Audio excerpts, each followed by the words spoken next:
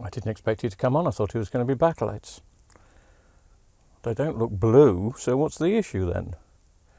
TV is coming on, backlights don't look blue.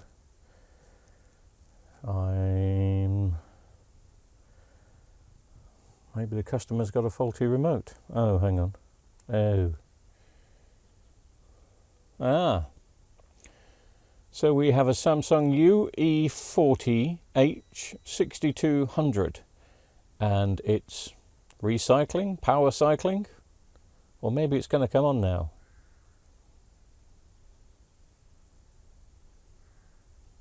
No. Okay. It's a strange fault for the H series. The Ds were always doing this because of the NAND chip. They got rid of the NAND chips in the Fs and the H. Let's just see if it does it again, and it does, okay. Well, it's going to be, you see, what they did on this one, they got the F series sorted out. The F series very rarely did the power cycling, and only if there was a shorted backlight to ground that would cause the F series to do this. They took away the NAND chips on the F and just put a single SOP8 chip in there for the memory. On these, from what I remember, they put two SOP8 chips on there.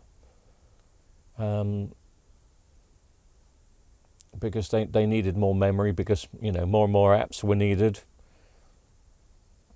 More and more info, and I think this could be a 3D. Yeah, this will be a 3D.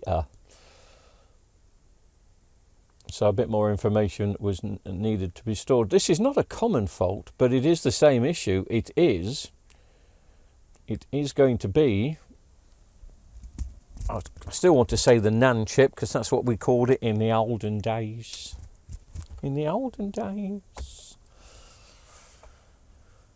Let's take the back off it and have a jolly good look.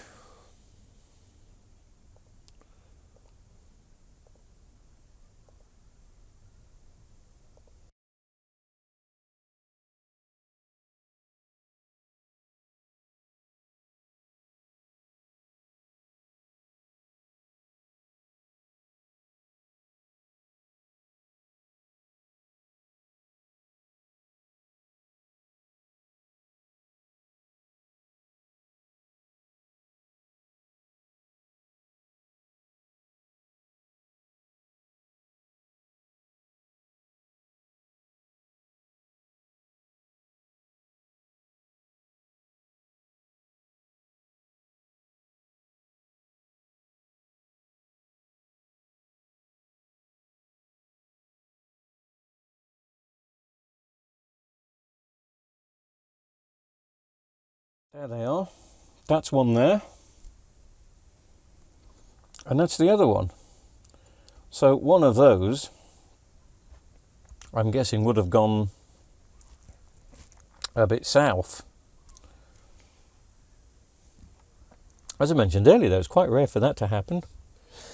Bless me, thank you. Okay, if you'll bear with me, the beauty of these, because we used to be a Samsung agent, the Fs and the Hs, and what else? No, I think it was just the Fs and the Hs.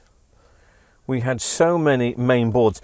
You could replace the chips if you wanted to, but to be honest, we always thought it was a bit of no-no. We used to do years ago, we'd just replace the chips and, you know, everything would be fine. But I haven't seen a chip for sale for a long, long time. Really haven't. But should have a main board for this. I would have thought we got so many for the Fs and the Hs. I don't know if I've got one exactly for a 40-inch, but it doesn't make any difference because we just put it into service menu and tell it which screen. So when we plug it in, it may be upside down, but I've got to go looking for one first. So give us a mo, and I'll go in search of one and see if I can find something.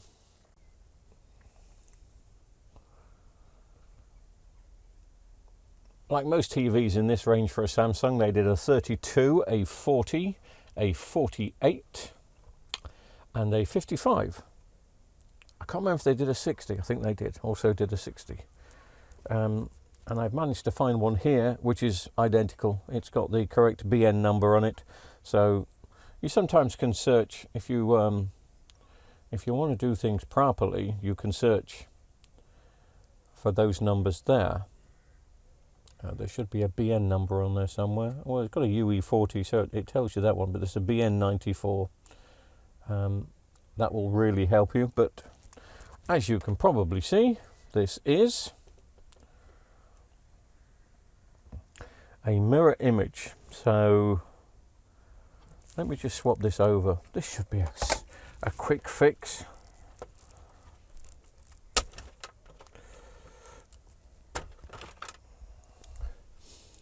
Where's my screwdriver? Where's my shit? Right.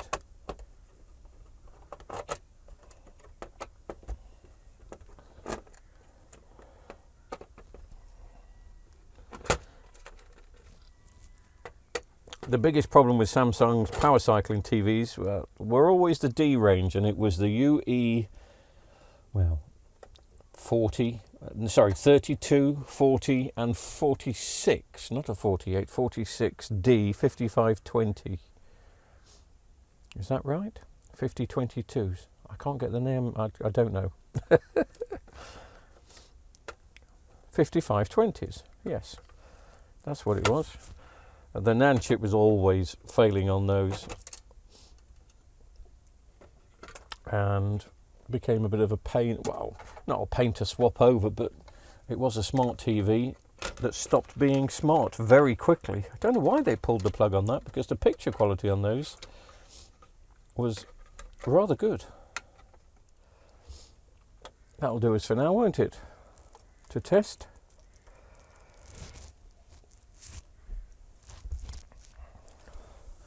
Nice quick fix. I can have my chicken in black bean sauce, is it tonight? At a reasonable time. Instead of getting waylaid in the problems of TV repair. Because you come into the workshop thinking, I'll just spend 10 minutes on this, or half an hour. And if it doesn't go the way that you planned, which most of the time it doesn't, your 10 minutes turns into 2.5 hours. But a fun 2.5 hours. Did I plug everything in? Is that enough?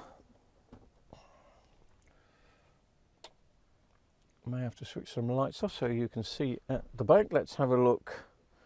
May be able to tell with the standby light, because that was being a bit weird. 3, 2, 1, bang.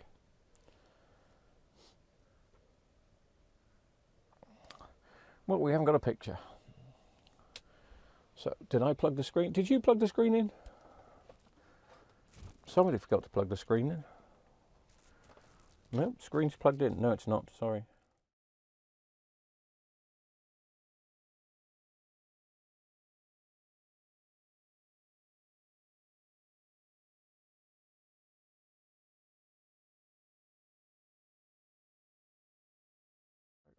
Terrible filming tonight because I've got the camera at a weird angle. Now it's back in.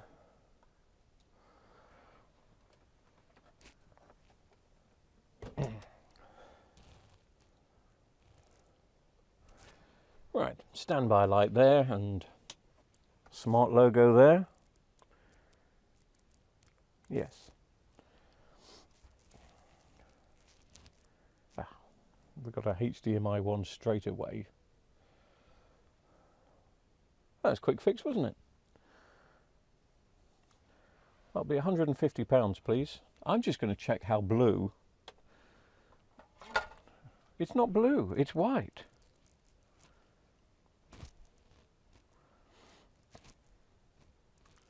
It's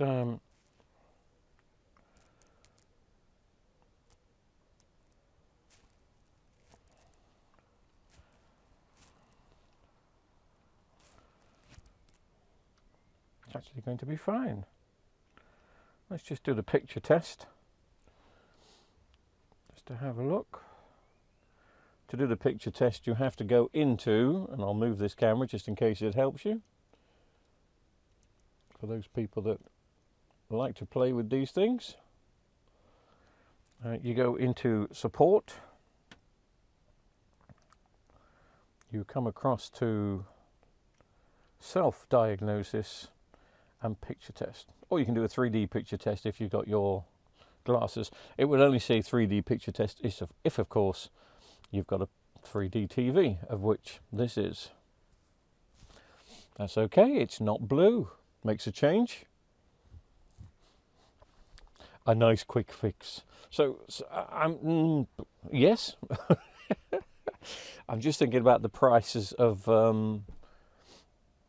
boards. You'll be able to pick up a board for 10-15 quid on eBay for this. They're not expensive, which is why it's not worth going through the hassle of finding a couple of chips and soldering them on. It's just a board swap, a boring board swap, but hey, it's another one saved.